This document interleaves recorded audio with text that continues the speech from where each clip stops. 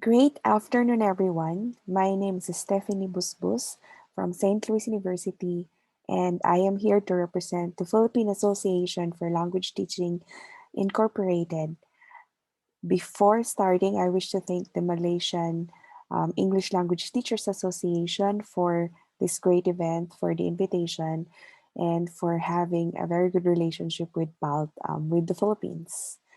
My sharing this afternoon is entitled Literature as a Mirror of Culture, Nipah Huts in Chosen Cordilleran Literary Pieces.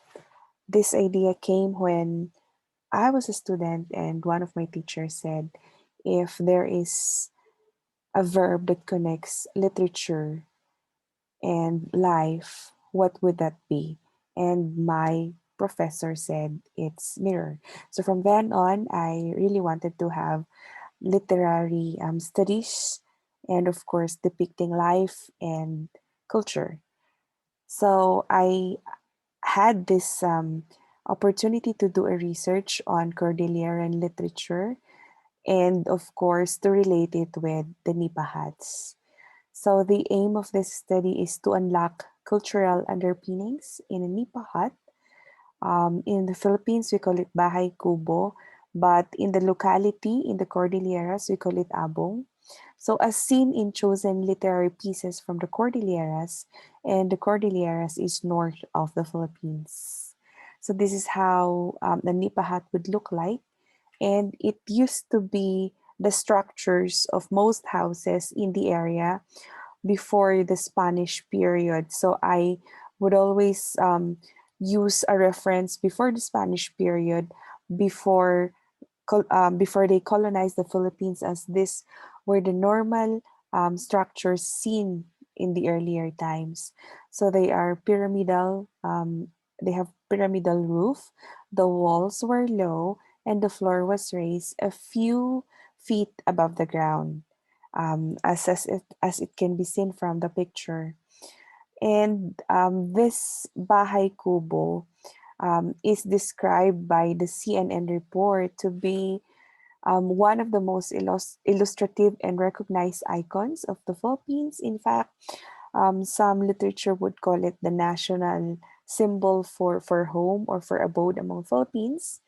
And the Nipa Hut is actually based on the Spanish phrase cubo, meaning cube. And from then on, the Filipinos call it bahay kubo. So it uses organic materials. This is a perfect example of totally green structure and a showcase of extreme simplicity and sustainability. The Nipa hat also is seen in images as a symbol of bayanihan among Filipinos. So bayanihan is community, helping each other.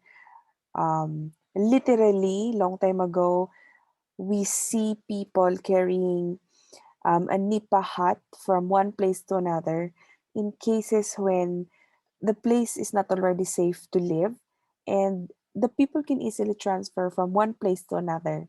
But of course, nowadays, bayanihan does not only literally mean the carrying of one house and transferring it to another place, but it's actually a spirit of helping without expecting something in return, without expecting something rewarding, but it's a mere helping each other. It's a community effort. And fortunately, there are two literary pieces that reflected this Bahay Kubo, and I saw them in an Ifugao folk song entitled Itetem, and of course another one from the short story The Wedding Dance by Amador Daggio. Abong, or the Nipahat, is seen in Itetem as the setting, and of course in the wedding dance as a symbol, although of course there are crossovers between the setting and the symbol, which we are going to see also in the stories and in the songs. This is a story, or this is a paper that used cultural literary analysis or literary criticism, and it is a research on looking at reality, identity, beliefs of the society. And we also see some cultural codes that are used and that are um, existing in that certain area or in that certain community. They may be written or not. And so, cultural approach sees literature as one of the manifestations and, of course, vehicles of race culture. It considers the literary piece in the cultural milieu, and it looks at race, gender, religion, ethnicity, and in any cases, if there are disadvantage in terms of such themes. So specifically, it boils down and it goes down into culture. So let's look at how the research was done. And this is using a qualitative design and specifically, of course, the cultural approach. This approach is started when the researcher or when we set an inclusion and exclusion criteria in terms, of course, of in here what will be used in terms of the analysis and using the inclusion and exclusion criteria. This research came out into two literary pieces were mentioned which were mentioned earlier. So the objects of criticism are Amador Daguio's The Wedding Dance and the Itetem from the Ifugao folk song. So these literary pieces were actually specifically wanting to see how they support cultural history or cultural claims or yeah historical claims also, as of course the cultural approach would have different purposes, but this specifically in terms of supporting the cultural history.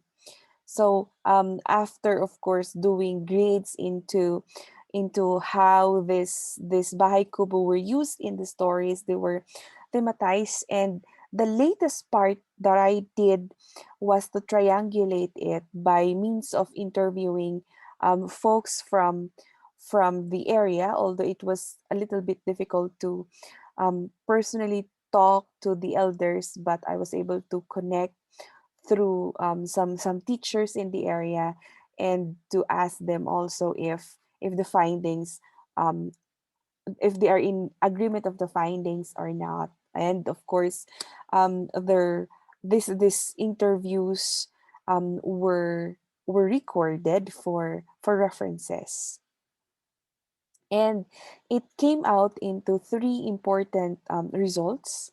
So it was found out that through the Bahay Kubo and through, of course, through the lens of the cultural approach, this Bahay Kubo in these literary pieces showed practical architecture among the Cordillerans, a strong sense of community, and a close family knit. We'll start off with the first one, and that is on the practical architecture. I have placed here the original text of the first stanza of the song, which we may not be all under, which we may not understand, but I have here a translation. So put the ladder down so I can enter because I feel very cold. I came from a very far away place. All right. So the first stanza is actually telling us that um, a speaker is asking someone inside the house to put down the ladder. And then we realize that the ladder in these bahay kubos are not permanent. So if you look at this bahay kubo so that it will be understood a little easier among us, the ladder is detachable. The ladder is removed by the folks whenever they leave the house or whenever they sleep. So if they sleep, we do not see any ladder. It means that the people are inside.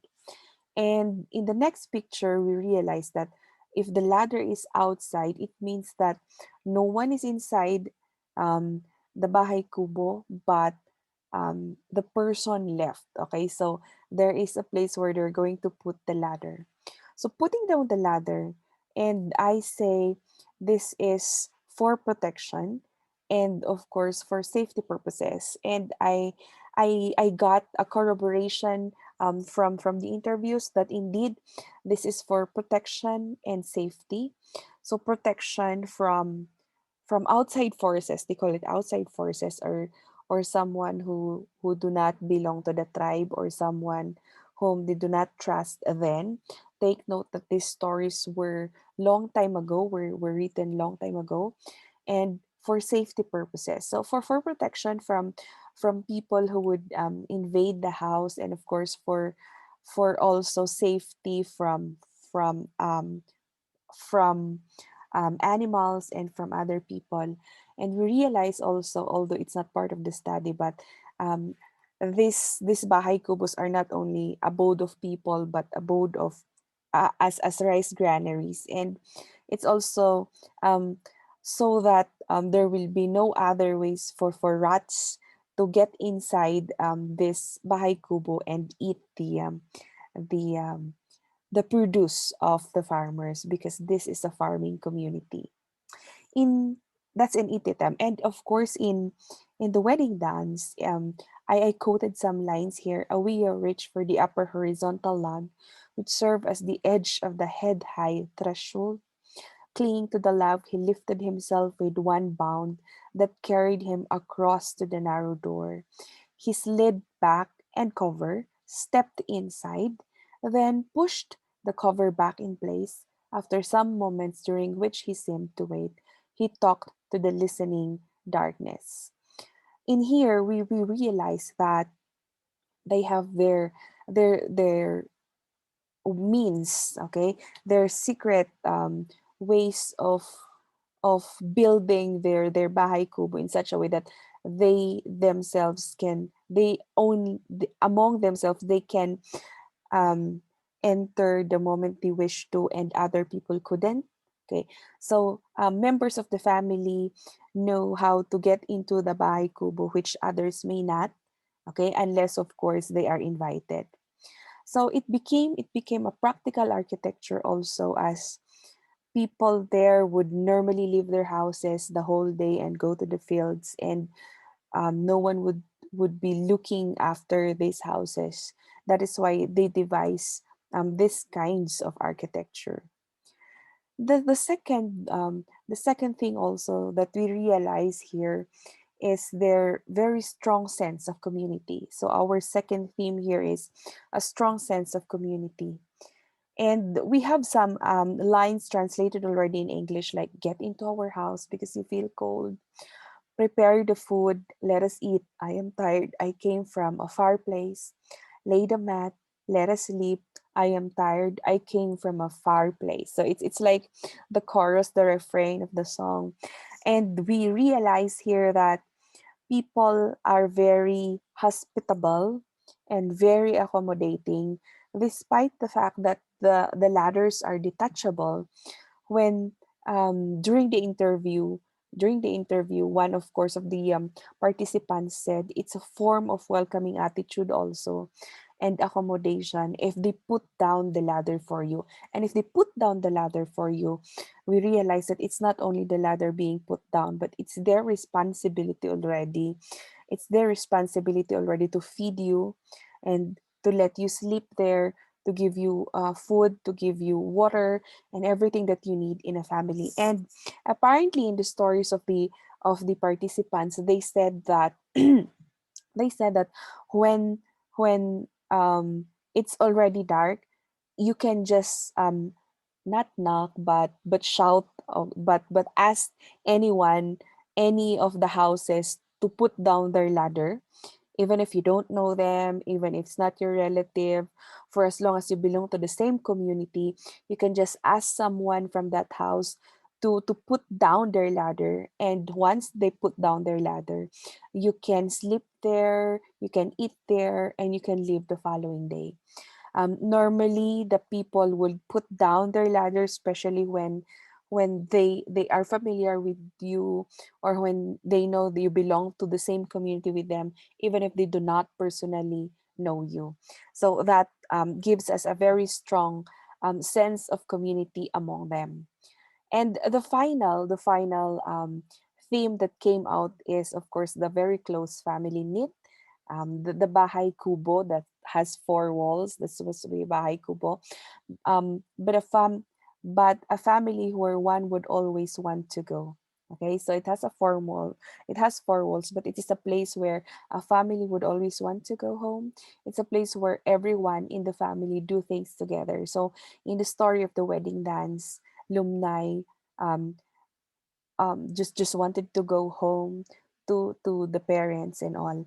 And we also realize, or it's also very good for us to know that the bahay kubo, yeah, the bahay kubo is a one bedroom affair, that everything happens in that one room. So there is no division of rooms. So in that bahay kubo, at a certain time of the day, it is a dining area. And if you are done eating, you're going to fix your things. And after that, it becomes a bedroom where you're going to sleep. And it becomes a living room when you have visitors and all.